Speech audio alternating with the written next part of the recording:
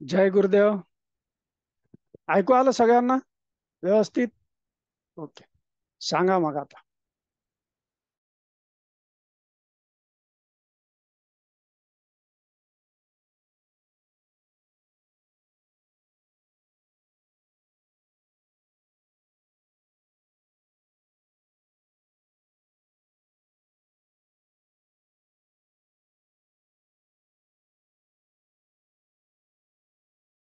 जय Gurudev sir.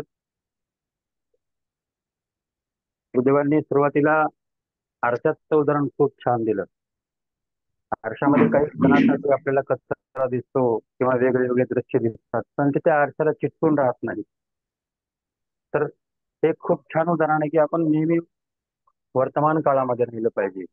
आपण भूतकाळाचा विचार करून भविष्याचा विचार करून त्याच त्या गोष्टीमध्ये अटकत राहतो. तर आरसा जसं काही घेत नाही, फक्त तेवढ्यापुरते ते दृश्य दिसते, तसं आपण वर्तमान काळात राहण्यासाठी आरशाचं उदाहरण खूप छान आहे.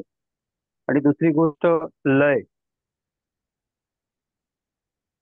असं की ही पृथ्वी, चंद्र, सूर्य सगळे एका लयामध्ये आहेत. लय म्हणजे डुबणं. आणि ते शेवटचं हे जे सत्र आहे, ते डुबल्याशिवाय खरंच काही प्राप्त होत नाही. गुरुदेवांनी सांगितलं की आपण डुबलं पाहिजे त्याच्यामध्ये, एका लयमध्ये आपण डुबून गेलं पाहिजे. आणि पंचतत्वांनी बनलेलं हे शरीर एका बुडबुड्यासारखं आहे. पण या शरीरातूनच आपल्याला त्या लयीमध्ये बुडून सर्वश्रेष्ठ प्राप्त करायचं. बहुआयामी खरंच आहे की जे नाही ते आपल्याला दिसते आणि जे आहेत ते दिसत नाही. म्हणून खूप छान सांगितलं लय आणि त्या आरशाचं उदाहरण गुरुदेवांनी. जय गुरुदेव सर.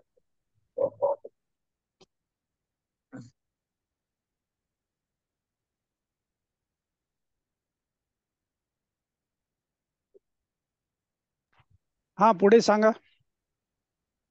हाँ, पुढे गुरुदेव म्हणतात की तुम शुद्ध चैतन्य होने से पाप तुमको छू नहीं सकता। भाव होके बैठे हो तो जीवन की गाड़ी आगे नहीं बढ़ेगी। सुख दुख को समता में लेना मध्यम मार्ग है। जन्म मृत्यु समता में लो, द्वंद्व के युद्ध में पकड़े हो, इसलिए तुम शुद्ध हो, ज्ञान स्वरूप हो और विश्राम करो। दृष्टा और दृश्य दो बने तो भय बढ़ता है, इसलिए एक हो जाओ। बुद्धि से दिल तक उतरना जरूरी है। तुम डूबो, लय हो जाओ, साक्षी के लिए प्रयत्न करना पड़ता है। नींद में जड़ है, लय को पाता तो उनो डूबो, तुम शुद्ध चैतन्य हो, आगे देखो और वर्तमान में जियो। वस्तु का तो अस्तित्व नहीं है। विज्ञान भी कहता है कि वस्तु का अस्तित्व नहीं है। हमारा शरीर आकाश तत्व से भरा है। हमारा चमड़ा भी मच्छरदानी जैसा खाली है। 2% जल तत्व है। यह ज्ञान हजारों सालों से बताया गया है। वैज्ञानिक कहते हैं कि वस्तु नहीं है, सिर्फ तरंगे हैं। तुम चलते गाड़ी में लगे हुए शीशे जैसे हो, इसलिए तुम दूसरी तरफ चलो, आगे बढ़ो। सत्य बहुमुखी है, इसका आयाम अलग है। जीवन और सत्य के जैसे बहुआयामी हो, तुम शुद्ध चैतन्य हो और साक्षी बनो, ऐसा गुरुदेव कहते हैं। जय गुरु।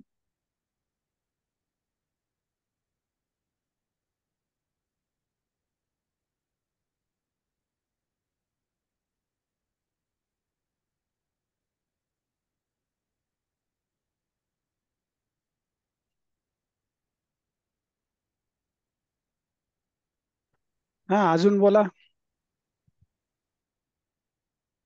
जय गुरुदेव.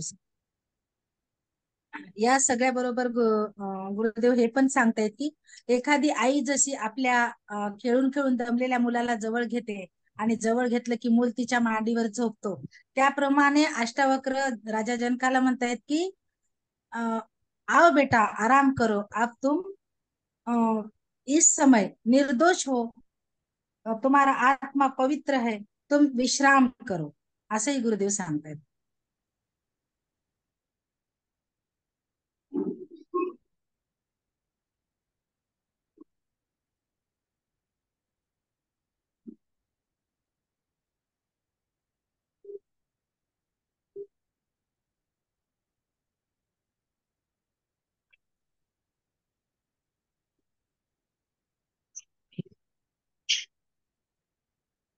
अर्जुन जेवून घे की बेटा.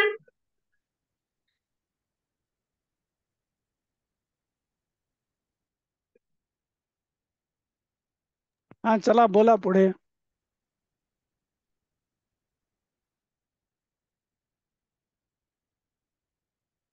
जय गुरुदेव सर. आतापर्यंत अष्टावक्रजी सांगत होते की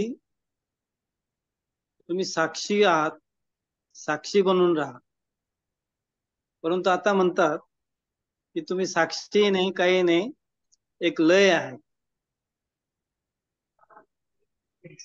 आणि लय बनून राहा. ते गाड्या बिड्या मध्ये ठेवा, ते लावून ठेवा.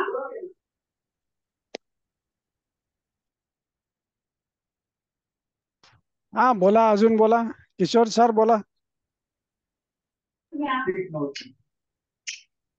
सुख के इच्छा, जय गुरुदेव. सुख के इच्छा से दुख होता है सांगितले. मध्य मार्ग चुनो. सुख दुख समता में लेना. समता से आशा निराश ना लो. तुम जाग के देखो, तुम शुद्ध चैतन्य हो सांगितले. दुख से दूर भागना चाहते हो तो और दुख होता है ये सांगितले. तुम द्वंद्व के युद्ध के तुम द्वंद्व के युद्ध में थक गए हो, अपने आप में विश्राम करो. लय में ही रस है, वर्तमान में जियो असं सांगितले. वस्तू है ही नाही ते उदाहरण देऊन सांगितले. आकाश तत्व विषयी सांगितले. पंचीत तरणम विषयी उदाहरण देऊन सांगितले. दुनिया सब तरंगों से बना है याविषयी सांगितले. सब आयाम सच है, जीवन बहुआयामी है, साक्षी बनो, लय में आ जाओ याविषयी सांगितले. जय गुरु.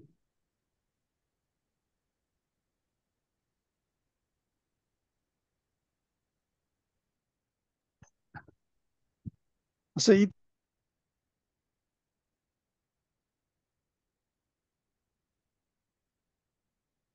गुरुदेवांनी सांगितलं